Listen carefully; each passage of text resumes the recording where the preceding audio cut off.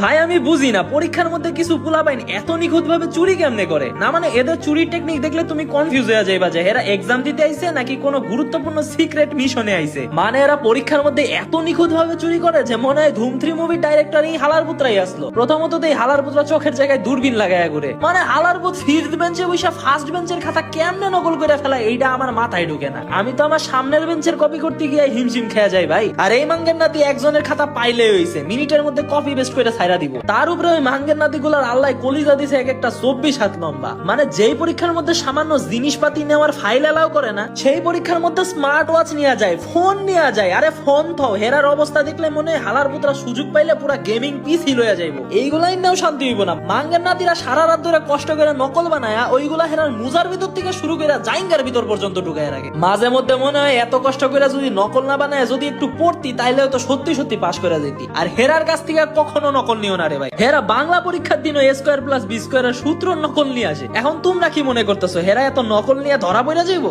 জীবন নেও না। হেরা পরীক্ষার মধ্যে এমন ভাবে যাইবো যে মনে হইব হেরার থেকে ব্রিলিয়ান্ট স্টুডেন্ট এই ক্লাসে নাই।